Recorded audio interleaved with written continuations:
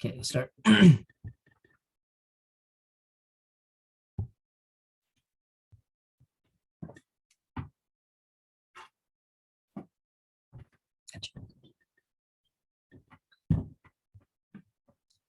Oh, I forgot to share my screen. One second.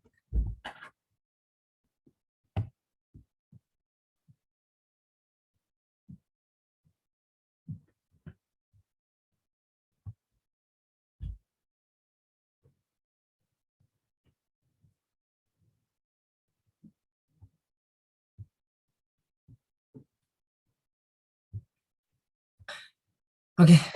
I'm trying to see where we left off last time because I completely forgot. These number.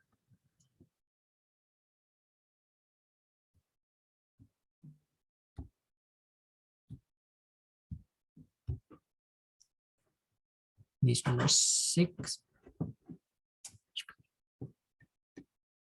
These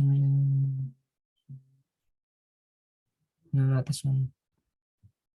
Okay, we'll just start from these number 4 because I think that's where we ended last time. Okay, so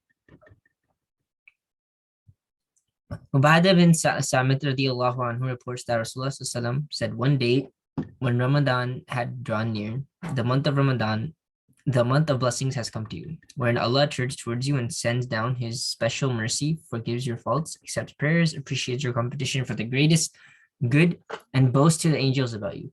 So show to Allah your righteousness, for verily the most pitiable and unfortunate one is he who is deprived of Allah's mercy in this month. Okay, so Rasulullah himself said that compete with others for how much like good you do.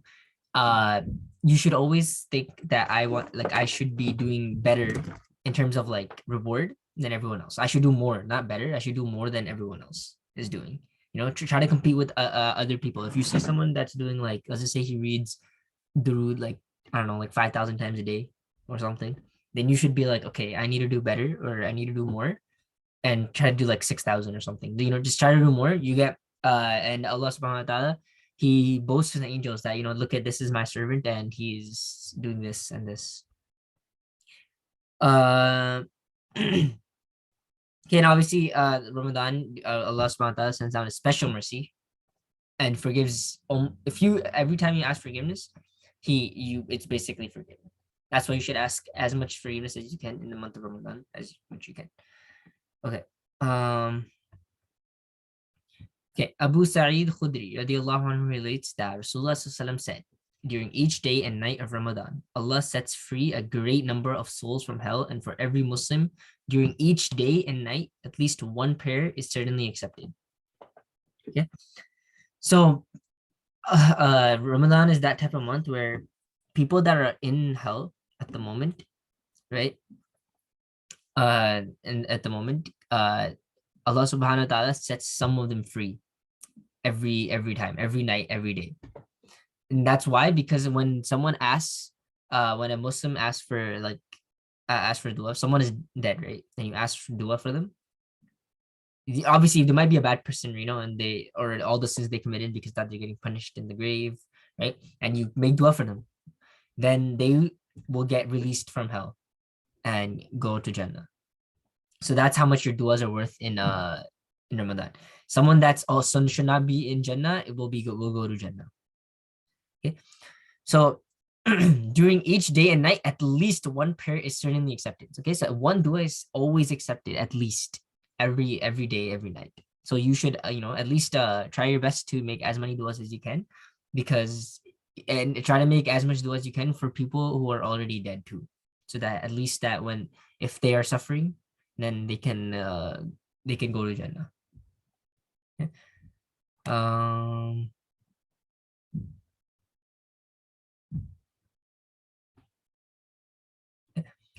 Apart from this hadith, there are many others stating that the dua of a fasting person is accepted.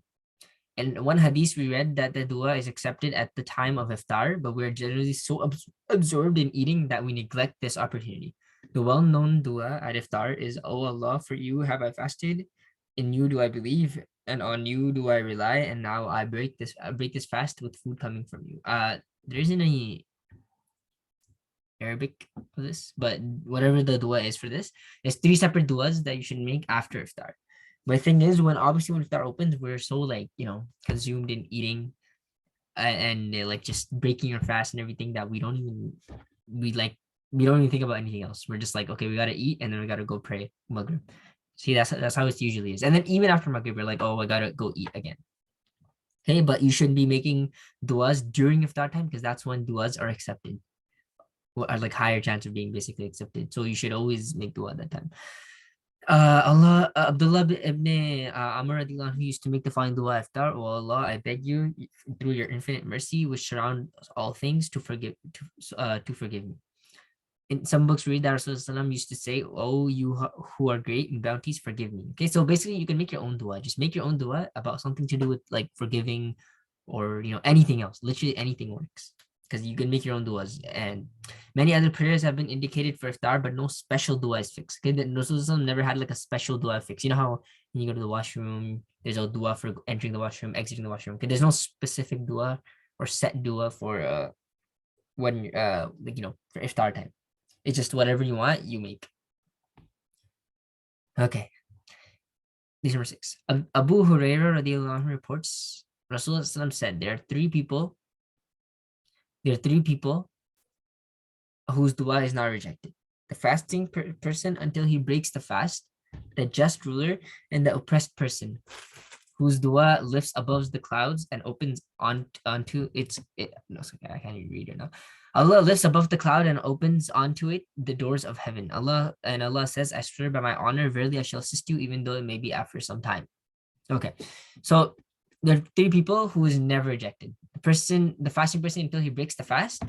Okay, so while you're fasting, all the duas before that, a just ruler, and the oppressed person, someone who's being, tortured, someone's being oppressed by people, someone's being, just bullied, like all those type of like things. All those small things are all fit into oppressed.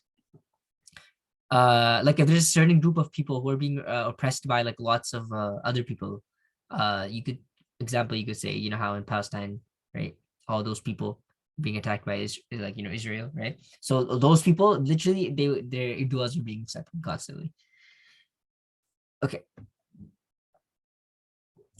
So, and Allah said, I swear by my honor, really I shall assist you, even though it may be after some time. Okay, so he will help, but it may be after some time. Okay, because everything is a test. He might give you the reward in the hereafter. He might give you the reward, after a few years. He may give you the reward like immediately. It all just depends. It all depends on what's written for you. Okay. In Dur Manthur, it is reported that Aisha radiallahu anha says that when Ramadan appeared, the color of Rasulullah's face used to change. He then used to increase his salat, become even more humble in his duas, and exhibit even more fear of Allah. According to another report, he hardly ever laid down in bed until Ramadan came to an end. Further, it is stated that the angels carrying the throne are commanded in Ramadan to leave aside everything else and recite Ameen to the duas of those who fast. Okay, so Allah subhanahu wa ta'ala commands angels to not do anything but say Ameen to all the duas that people that are fasting are asking, are making. So that's why, once again, the importance of dua is that even the angels are saying Ameen to your duas. So make sure you make as many duas as you can. Numerous are the hadith stating that the fasting person's duas are answered when Allah has so promised, and his truthful Nabi Sallallahu Alaihi Wasallam has informed us. There should be no doubt whatsoever about the truth of these reports. Yes, yet it is strange that in spite of this, we still find such people who apparently do not get what they pray for. They ask and do not receive. But this does not mean that their prayers have been rejected. One should at this point understand the significance of a dua being answered. Okay, so once I said, like, when a dua is answered, it doesn't mean that it's going to happen immediately. It can happen years later, or it can even happen, you could even get the reward of it, in the hereafter. Rasulullah has informed us that when a Muslim prays from anything from Allah, on the condition that he does not pray for breaking off from his near of kin or for anything sinful, he definitely receives one out of the following three things. He gets the exact thing which he asked for. Okay, so that means his dua, right, it gets accepted on the spot. or just basically when he asks for the dua, and sometime right after that his dua gets accepted. Example, I don't know, you ask for like a, you ask for like basically a promotion or something in your job, okay, and the next like week or 2 weeks you go, or maybe the end of the month, your boss is like, okay, you're getting your promotion, okay, something like that. See, something that happens immediately is this is that one thing.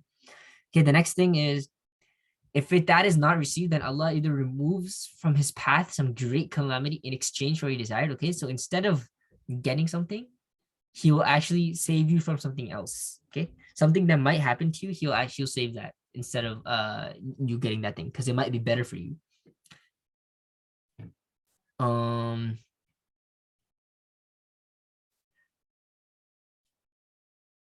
Okay, where is it? Okay. Or the reward for that thing which you pay for to store for him in the hereafter. Because that's what I was talking about. So if none of these, he gets none of these, then the reward that he will get will be stored in the hereafter. Another hadith states that on the day of Qiyamah, Allah will call a servant and say to him, "O my servant, I used to command you to ask of me and promise to answer. Did you beg of me?" The servant will answer, "Yes, I did." Then Allah shall reply, "You did not put forth any prayer which has not been accepted. You prayed that a certain calamity should be removed, which I did for you in the worldly life. You prayed that a certain sorrow should be cast off you, but the result of that prayer was not known to you. For that I fixed for you such and such reward in the hereafter." Rasulullah says that the man shall again be reminded of each and every prayer, and he shall be shown how it had been fulfilled in the world, or else that reward had been stored for him in the hereafter. On seeing that reward, he shall wish that not a single prayer of his had been answered on earth, so that he could receive the full reward only thereafter. Okay, basically, all the duas that he was asking, okay, some of them got accepted in the in the world when he was alive, and some of them got stored in the hereafter. And now that this person in the hereafter is looking at his rewards that he got, like that was stored for him in the hereafter, he's saying that I wish my prayers never got accepted in the like in the world when I was alive, because the amount of rewards that was getting kept in the hereafter was huge. I don't know if it's gonna be mentioned here, but there was a story or something of someone in this exact same place. This type of story is that there was basically mountains and mountains of some stuff. I don't know what that stuff was. Mountains, like huge mountains. And someone, the person asked Allah, like, what is this for? Why is there so many stuff? And he said, this is all the like, from when the duas that you asked that weren't accepted, or they weren't accepted in the world, this is all the reward that you got instead of the dua. And then something he said, this is exact same thing, something like this, where I wish that none of my duas in the world got accepted. Okay.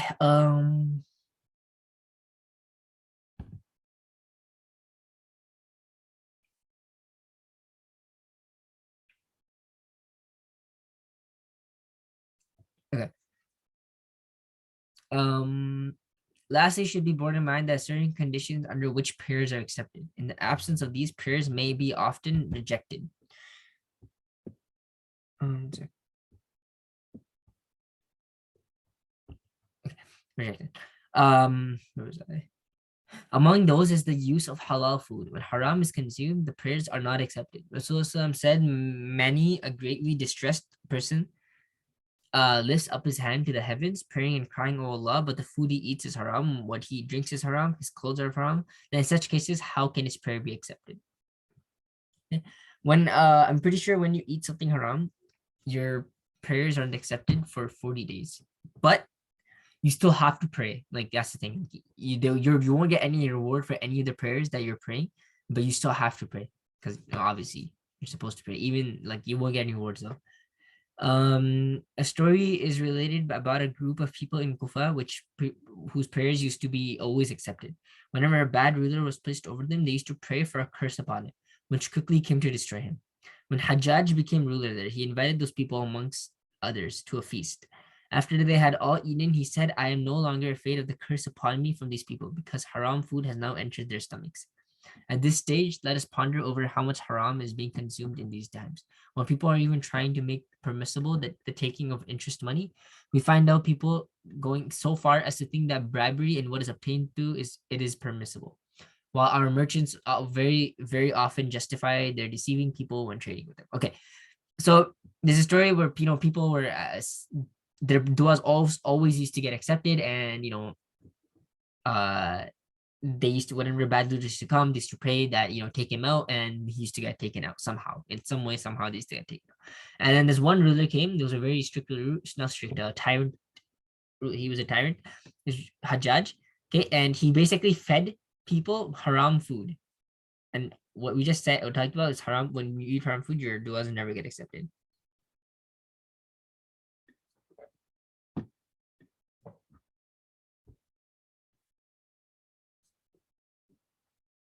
Okay.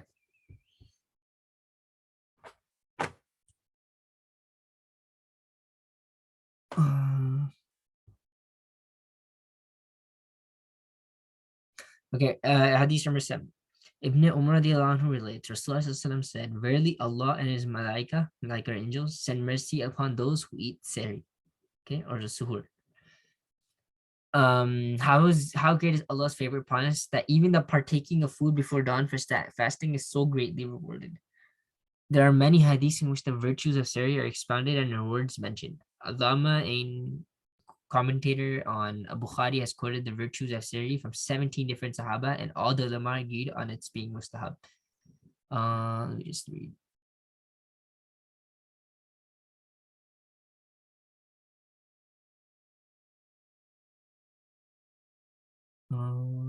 Okay. Rasulullah said, the difference between our fasting and that of Ahlul Kitab, Jews and Christians, lies in our partaking of food at Sehri, which they do not.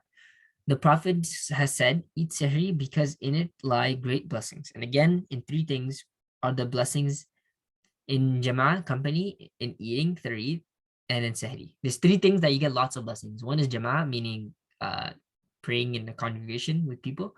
The other is Thareed, eating, I think, and Sehri. In this hadith, the use of the word Jama'ah in general, wherefrom we deduce that it includes Salat with Jama'ah and all those righteous deeds in company. Okay, we can skip this.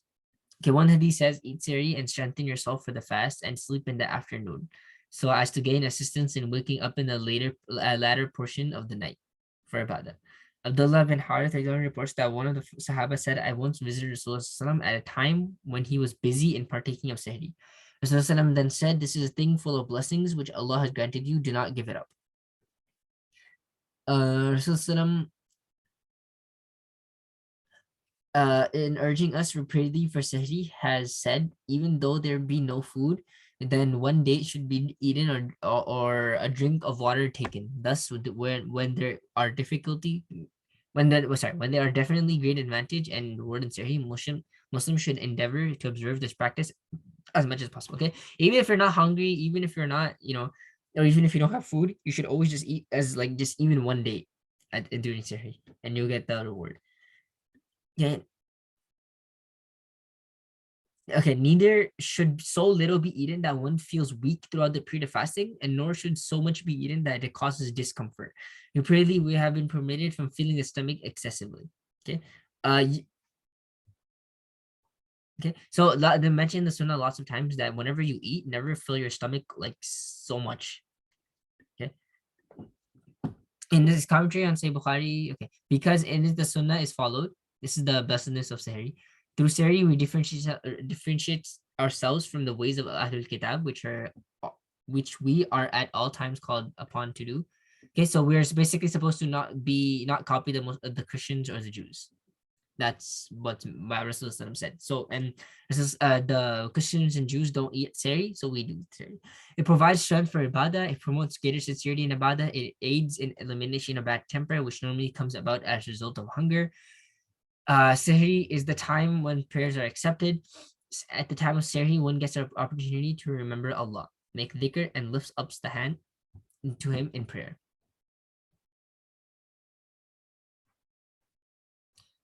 Okay. Once Rasulullah announced to those proceeding for jihad, there is no virtue in fasting while traveling. That was in the month of Ramadan when some Sahaba were fasting. Allama Sha'rani mentioned in Shar Iqna a covenant was made with us that we shall not fill our stomachs completely when eating, especially in the nights of Ramadan. It is better that one should eat less in the nights of Ramadan than on other nights. After all, what is the utility of fasting after having filled oneself after Sari and Iftar? The religious divines have said, whoever remains hungry in Ramadan shall remain safe from the evil shaitan throughout the year until the next Ramadan. Okay, so try to not eat. Okay, eat, but not eat so much that like your stomach is like extremely full and you're having like stomach issues after that. Okay, and where basically when you remain hungry for Ramadan, because obviously you do. It's just saying when eating siri and iftar and the rest of the day you're hungry, you remain safe from the evil of shaitan throughout the whole next year to the next Ramadan. Okay. Yeah. Who used to eat only once every 15 days while Ramadan, he ate only one morsel, but in order to follow the sunnah, he used to have a drink of water daily for sehri and iftar. Sheikh Junaid always used to fast throughout the year. However, when his noble friends would visit him occasionally, he used to break his fast and eat with them, saying the virtue of breaking fast and eating with such noble friends is not less than that of nafil fasting. Okay, so this one person used to fast 15 he used to start eat only once every 15 days. Okay, and Ramadan, he only ate one morsel, and because the Prophet said to not eat so less, he used to have a drink of water for sehri and iftar. And this other person, he used to fast every single day. Okay, not every single day, most of the days, right? And when his friends used to come over for any reasons, he used to break his fast and eat with his friends, because eating with people has a greater reward than nafil fast. Nafil fast is just an optional fast. Okay. Okay, we're gonna leave the rest to later. Did anyone I'm guessing no, because you guys didn't say anything in meeting. Did anyone do their presentations on like this part on Ramadan stuff?